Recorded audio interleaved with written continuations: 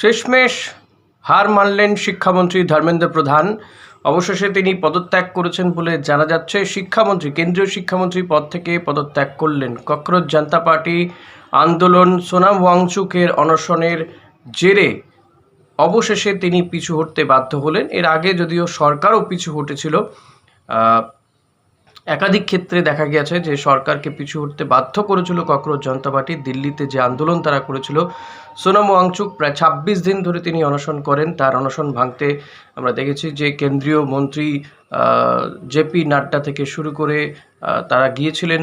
JP Nadda প্রায় ২ থেকে ৩ বার তিনি বৈঠক করেছেন ককরোচ জনতা পার্টির মুখপাত্রদের সঙ্গে, অর্থাৎ তাদের প্রতিনিধিদের সঙ্গে, এবং অবশেষে কিন্তু তাদের জয় হলো। ককরোচ জনতা পার্টির যারা সত্যি এই আন্দোলনটা করতে চেয়েছিলেন, যারা সত্যি পড়ুয়া, কারণ এই আন্দোলনে পড়ুয়ারা কতটা ছিল সেটা নিয়েও সন্দেহ প্রকাশ করা হচ্ছে বিভিন্ন জায়গাতে। কারণ হচ্ছে যেভাবে তারা আন্দোলন করেছে, পাশাপাশি কলকাতার বুকে যে আন্দোলনের ছবি দেখা গেছে যেখানে সাংবাদিকদেরকে নিগ্রহ করা হয়েছে, তারপরে এই প্রশ্নটা উঠছে।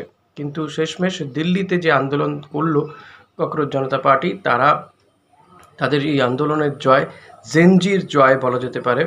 এই আন্দোলন দেখিয়ে দিয়েছে যে আন্দোলন যদি সঠিক পথে হয়, ঠিকঠাক হয়, তাহলে যে কোনো সরকারকেই কিন্তু পিছু হটতে বাধ্য করা যায়, যদি সেটা সরকারেরও ভুল থাকে। এবং সরকারের ভুল চোখে আঙুল দিয়ে দেখিয়ে দিয়েছে ককরোচ জনতা পার্টি।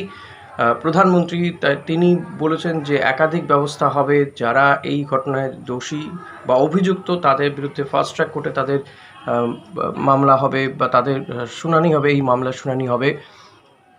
কিন্তু অনেক দিন পরে হলেও শেষমেশ পদক্ষেপ করতে বাধ্য হলো। এবং কেন্দ্রীয় শিক্ষামন্ত্রী শুরুর দিকে তিনি পদত্যাগ করতে চাইছিলেন না। মূল দাবি যেগুলো ছিল ককরোচ জনতা পার্টির, যে একটা সুষ্ঠু সিস্টেম হওয়া উচিত, এবং কেন্দ্রীয় শিক্ষামন্ত্রী ধর্মেন্দ্র প্রধানের পদত্যাগ, পাশাপাশি তাদের বক্তব্য ছিল যে এই যে প্রশ্নপত্র লিক হয়ে যাওয়া, এটা যেন ভবিষ্যতে আর না হয়, সেটাই মূল তাদের দাবি ছিল। তাই সেই কারণে একটা ফুল প্রুফ যাতে সিস্টেম তৈরি করা যায়, সেটাই দাবি মূলত ছিল, এবং সেই দাবিতেই তারা অনড় ছিলেন।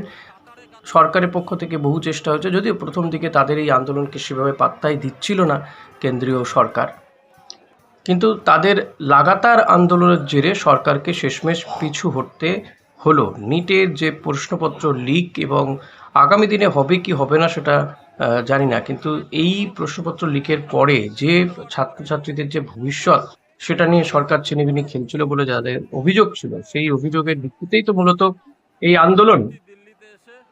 এবং সেই আন্দোলন একটা নতুন মাত্রা যোগ করেছে। দীর্ঘ কয়েক বছর পর দেখা গেল দিল্লির যন্তর মন্তরে লাগাতার একটা আন্দোলন হলো, অনশন চললো। সেই আন্দোলন তুলতে সরকারের ব্যবস্থা, সরকার সমস্ত সিস্টেমকে কাজে লাগানো হয়, পুলিশ প্রশাসন। কারণ সোনাম ওয়াংচুককে যেভাবে তুলে নিয়ে যাওয়া হয় সেটা নিয়ে প্রশ্ন ওঠে। ককরোচ জনতা পার্টির সভামঞ্চ,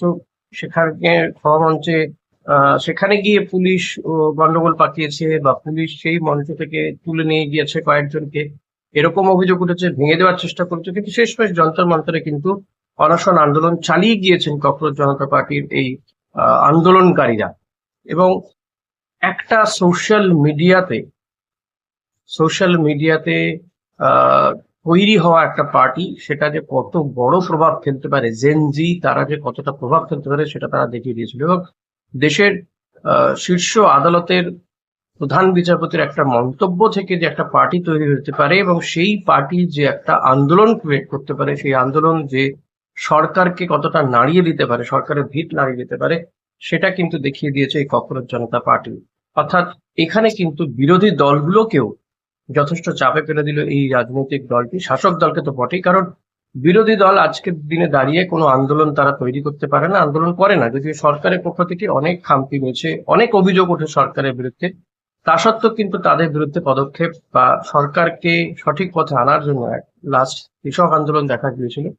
তারপরে এই জায়গায় দাঁড়িয়ে ককরোচ জনতা পার্টির এই আন্দোলন সরকারকে কোথাও নাড়িয়ে দিল, আর সেটা কিন্তু দেখিয়ে দিল যে আন্দোলন যদি সঠিক পথে হয়, আন্দোলন যদি সঠিক ইস্যুতে হয়, তাহলে আন্দোলনেরই জয় হয় শেষমেশ।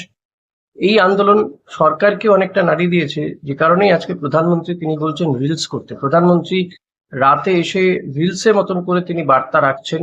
আগেকার সেই কোভিড এর কালে বা নোটবন্দির মতন সেই সাজানো গোছানো কথাবার্তা নয়, একদম রিলস স্টাইলে মাঝরাতে এসে তিনি সাধারণ মানুষ বা জেনজিদের উদ্দেশ্যে বার্তা রাখছেন এবং তিনি বলছেন মন্ত্রীদেরকেও যে আপনারাও রিলস করুন, সরকারের ভালো কাজে প্রচার ওইভাবে করুন। মানে প্রচারের দিকটাকেও পাল্টে দিচ্ছে কিন্তু এই ককরোচ জনতা পার্টির এই আন্দোলন, অর্থাৎ একটা আন্দোলন কতটা ভিত নাড়িয়ে দিতে পারে সরকারকে সেটা দেখিয়ে দিয়েছে ককরোচ জনতা পার্টি।